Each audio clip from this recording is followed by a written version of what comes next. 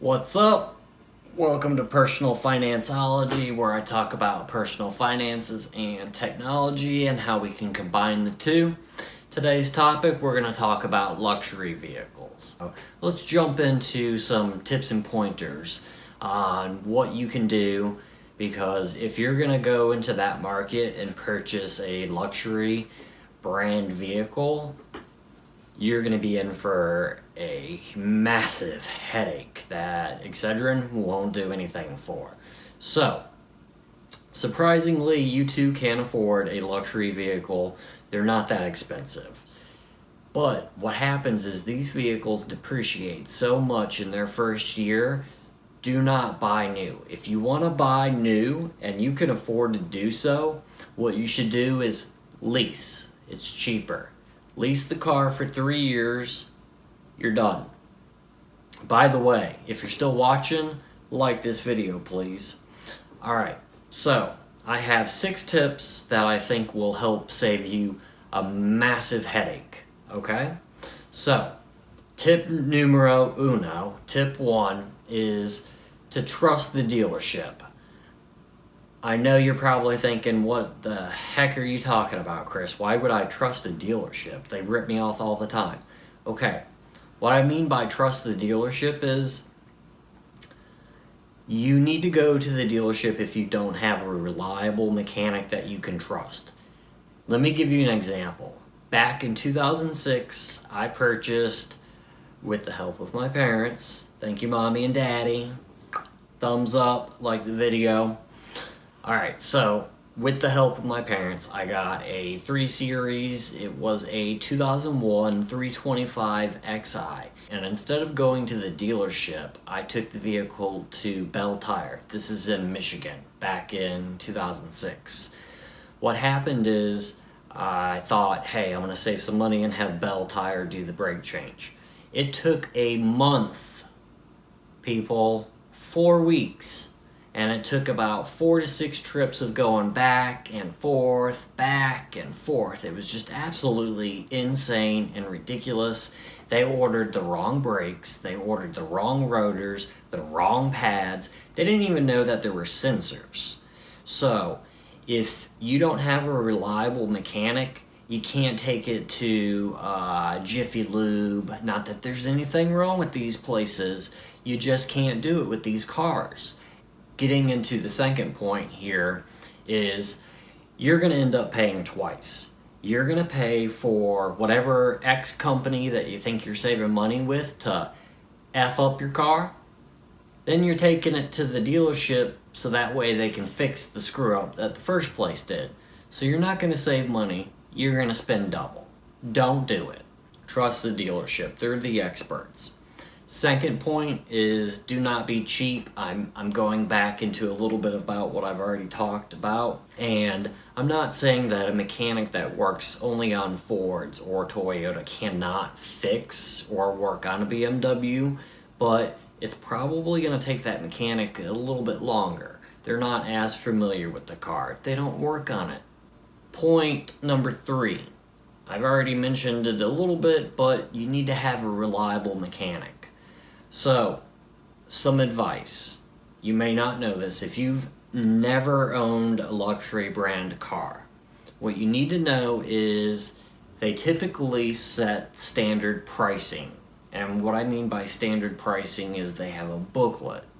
Let's talk about an oil change.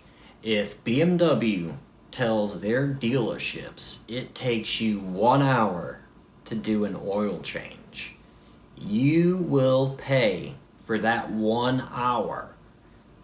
Regardless, the mechanic might get it done in 20 minutes. You're paying for an hour, okay? And BMW, Mercedes, back when I owned one, it was around $120 to $140 per hour.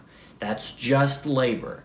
So just right out of the park, you're paying an hour, $140 for that oil change. Be prepared to be paying around $200 for an oil change. You need to have synthetic.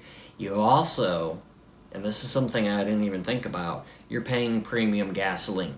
Do not cheap out and put 87 octane in it. What can happen is if you put cheap gas into your car, it's gonna, over the long term, have negative consequences that you're gonna end up regretting and paying for. Whereas if you just put the premium gasoline in it, it's a higher combustion and it's just more fuel efficiency, a better running engine. But going back, you need to have that reliable mechanic. For example, when I was living in Miami, there's a place called Mike's Beamer Shop. Giving a little shout out. I've been there a couple times, haven't been there in over a decade probably. But he was a former master BMW mechanic, and he decided to go into business for himself. Look and do some research. Do your homework. It's going to pay off just to spend maybe an hour or two. I think that's what I did. I used Google, found out about this place, went to the guy, did a fantastic job. He's worked on the BMWs. He knew what he was doing. He didn't order an incorrect sensor, and he knew that he had to have a sensor for that brake change when I had it done through him. Number 4, do not neglect to maintain your car. This goes across the board for any vehicles, but some brands are more forgiving than others. But if you do this with a BMW, a Porsche, a Mercedes, you name the luxury brand, if you neglect it, when you get that yellow warning light that comes on, you need to probably schedule an appointment with your mechanic or with the dealership within about 2 weeks. Don't let it go past that. If the light goes off, maybe it was a fuel cap, but for the most part, you need to get the vehicle inspected and be ready to cash out money. It's not cheap owning these vehicles. Typically, what I noticed with my BMW when I was in college, I neglected the maintenance on this car. And it was dominoes. Dominoes might be a fun game to play, but it's not a fun game to play when it comes to luxury cars, because part A is gonna make part B fail, and part C, and part D. So instead of taking it to the dealership and paying the $300 or $400 to fix something, it could add up to be thousands of dollars. You could be paying for a brand new engine. Let me tell you a personal story. Back in 2013, my 2001 3 Series, I had 188,000 miles on the car, and I was on the west coast of Florida, business trip. What happened is I started driving and the car stalled. So I had to have it towed.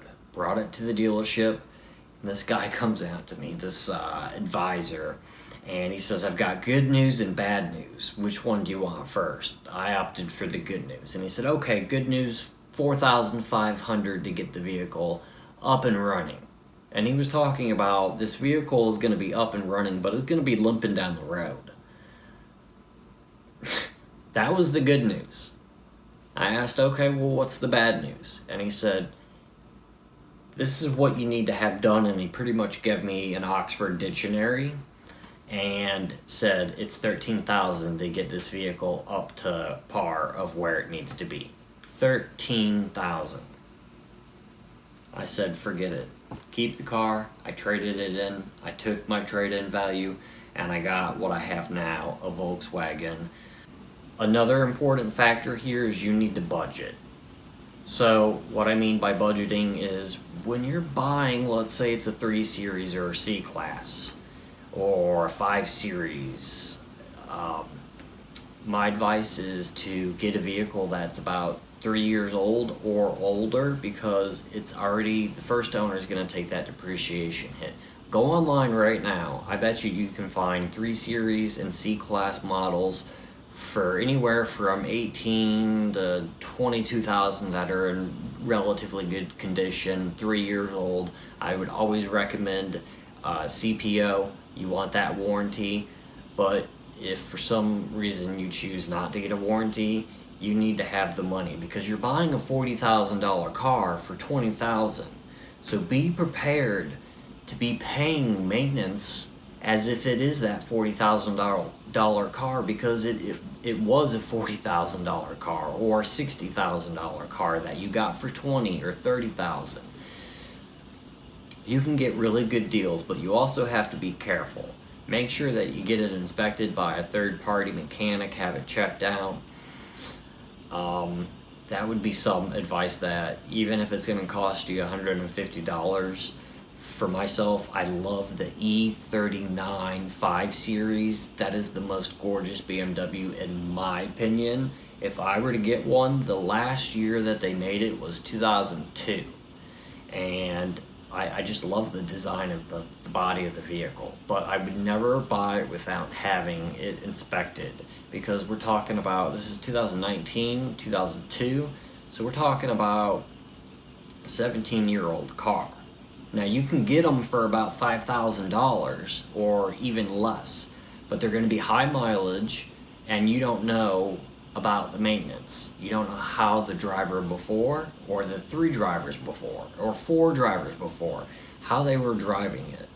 These cars can be driven and abused, or they can be meticulously maintained. So that's one drawback of, buying a pre-owned car. So that's why I would recommend a CPO. 3 years old, maybe a little bit older. The older you get though, you may not be eligible to get a CPO. Last tip, this goes for any vehicle, but do it yourself. I have a perfect example on my 3 Series. There's a common problem. It was an E46 model, if you're into BMW. It was an E46, and these cars have problems with the window regulator. What that means is you can push the one-touch button down. Also, hit that subscribe. Subscribe now. But when you hit the one-touch window down, the window goes down automatically, and it would come up automatically. Well, it broke.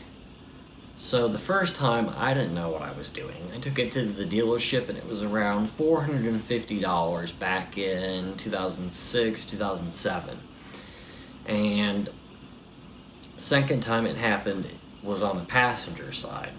I looked online, did some research, and do you know what fixed it? A zip tie, a plastic zip tie. Basically what I had to do, I worked with my dad. We spent about 2 or 3 hours. We did the research, printed out the instructions step by step.